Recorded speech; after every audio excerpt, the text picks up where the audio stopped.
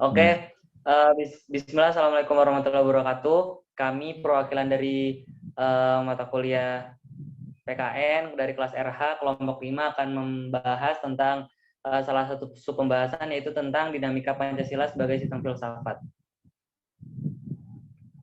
Sebelumnya izin memperkenalkan diri, saya Habib Sandaifullah, dan ini dari NIM 118220165 dari Perencanaan Wilayah dan Kota, dan ini kelompok 5 yang akan membacakan, yaitu pertama ada Akemi Naura, kemudian ada Fajar Aryasta, Farhan Maulana, Kevin Hotma Adil Hutajulu, Dinda Putri Maharani, Adristi Pirna Julia, dan saya Habib Sandaifullah, kemudian ada Fahri Atala Aris, dan juga Livio Rembrandt. Oke, yang pertama adalah Pancasila sebagai sistem filsafat, yaitu Pancasila sebagai suatu sistem filsafat dapat berubah jati diri bangsa sebagai konteksnya, misal Pancasila sebagai pandangan hidup bangsa Indonesia, falsafat negara Republik Indonesia, dan sebagai bangsa dan negara Indonesia. Dan penjelasan dari Pancasila sebagai sistem filsafat itu sendiri yaitu tentang suatu kesatuan yang saling berhubungan untuk satu tujuan tertentu dan saling berkualifikasi yang tidak terpisahkan. Jadi Pancasila pada dasarnya satu bagian yang saling berkaitan satu sama lain dan memiliki fungsi dan tugas masing-masing. Untuk sistem filsafat ini dari sila satu ke sila lainnya saling berikat dan juga kepada sistem hukum lainnya dan dijadikan sebagai ideologi bangsa dan filsafat bangsa Indonesia itu sendiri. Kemudian nilai objektif sistem filsafat Pancasila adalah sebagai berikut. Yang pertama, rumusan dari sila-sila Pancasila menunjukkan adanya sifat-sifat yang umum, universal, dan abstrak. Jadi sila-sila Pancasila itu umum, tidak hanya diperuntukkan untuk golongan atau ras suku tertentu, tetapi umum, universal untuk seluruh bangsa Indonesia dan juga bersifat abstrak karena pada hakikatnya Pancasila ada nilai yang tergantung dalam sila-sila yang ada di Pancasila. Kemudian yang kedua, ada inti nilai-nilai Pancasila berlaku tidak terikat oleh ruang. Yaitu berarti keberlakuannya sejak zaman dahulu, masa kini, dan juga untuk masa yang akan datang. Sejak dibentuk pertama kalinya, di penyusunan untuk pertama dan ditetapkannya Pancasila tidak akan berubah dan tidak akan lekang oleh waktu dari zaman dahulu, sekarang, dan mungkin akan datang, dari Orde Baru, Orde Lama, dan Reformasi, tidak akan lekang oleh zaman, akan tetap menjadi filsafat bangsa.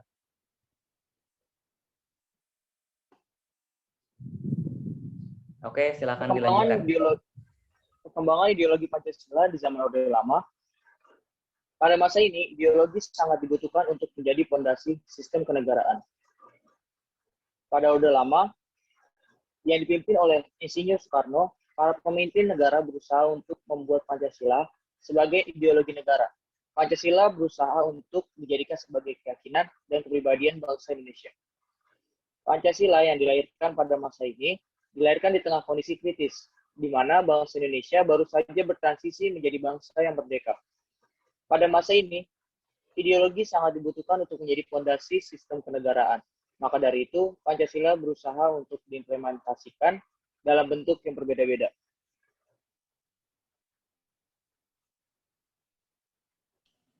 Saya Kei Maura, NIM 192800069 akan melanjutkan. Pada masa Orde Lama, yaitu pada masa kekuasaan Presiden Soekarno, Pancasila mengalami ideologisasi. Artinya, Pancasila berusaha untuk dibangun, dijadikan sebagai keyakinan dan kepribadian bangsa Indonesia. Kenyataannya, Pancasila hanya dijadikan sebagai alat untuk melanggengkan kekuasaan dengan diangkatnya Presiden dengan masa jabatan seumur hidup. Pada periode tahun 1945 dan 1950, nilai persatuan dan kesatuan rakyat Indonesia masih tinggi karena menghadapi Belanda yang masih ingin mempertahankan daerah jajahannya. Namun, setelah penjajah dapat diusir, kita mulai mendapat tantangan dari dalam. Dalam kehidupan politik, sila keempat yang mengutamakan musyawarah dan mufakat tidak dapat dilaksanakan karena demokrasi yang diterapkan adalah demokrasi parlementer.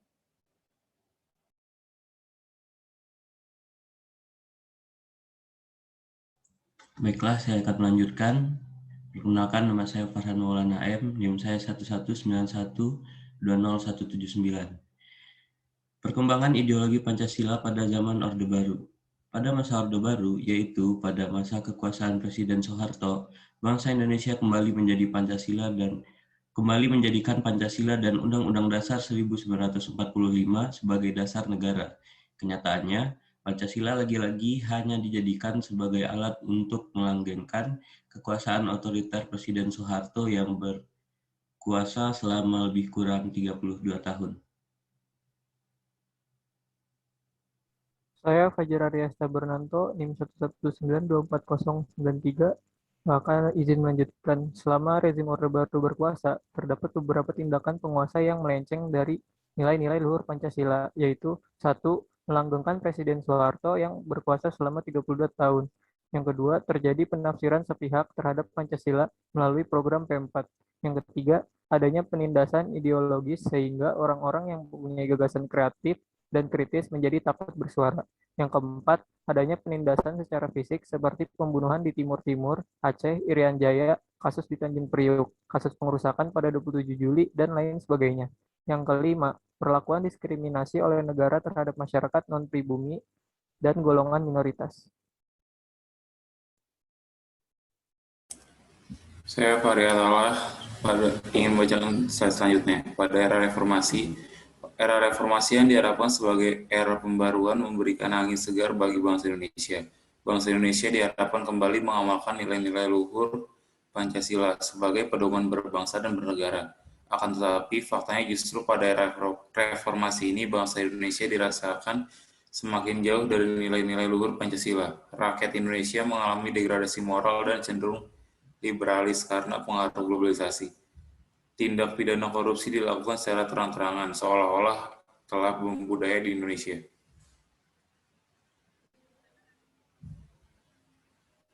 Nama saya Dinda Putri Marani, NIM 119260137. Selama era reformasi berjalan, terdapat beberapa kelemahan yang melenceng dari nilai-nilai luhur Pancasila, yaitu yang pertama, menjadikan Pancasila sebagai ideologi bangsa tanpa memperhatikan relevansinya dengan perkembangan zaman. Yang kedua, para elit politik cenderung hanya memanfaatkan gelombang reformasi guna meraih kekuasaan hingga tidak heran apabila banyak terjadi benturan kepentingan politik. Yang ketiga, pemerintah kurang konsisten dalam menegakkan hukum. Yang keempat, menurunnya rasa persatuan dan kesatuan yang ditandai dengan adanya konflik di beberapa daerah. Dan yang terakhir, korupsi yang semakin terbuka dan membudaya.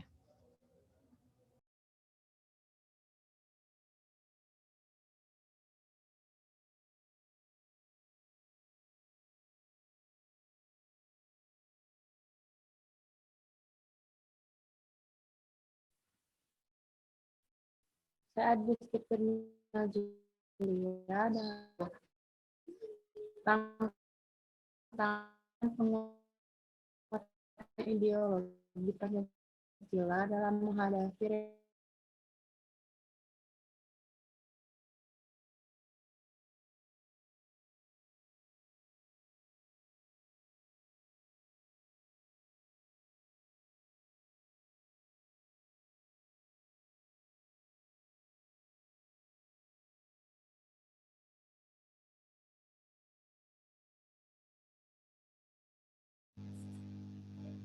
mungkin nanti sinyalnya kurang stabil.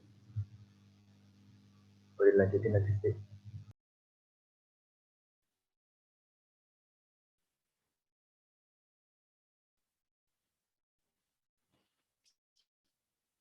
Maaf.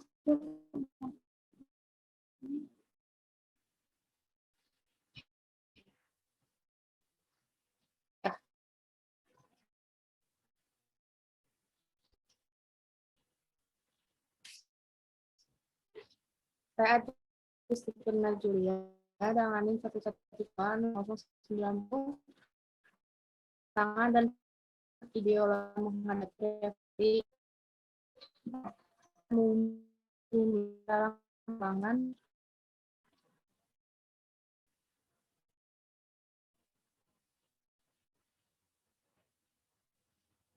Ini slide saya.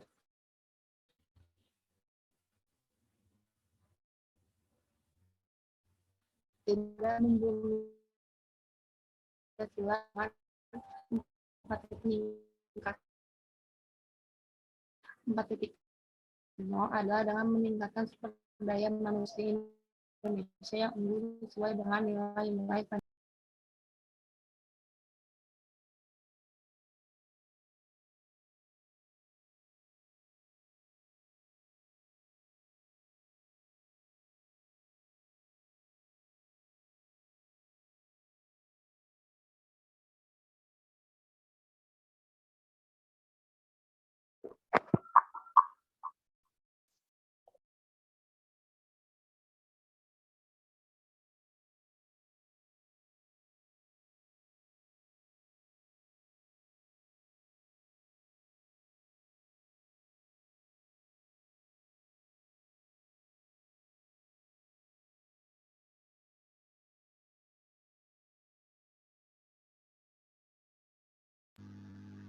Oke, izin melanjutkan. Nama saya Ali Fiorema dari Prodi Arsitektur NIM 1824047.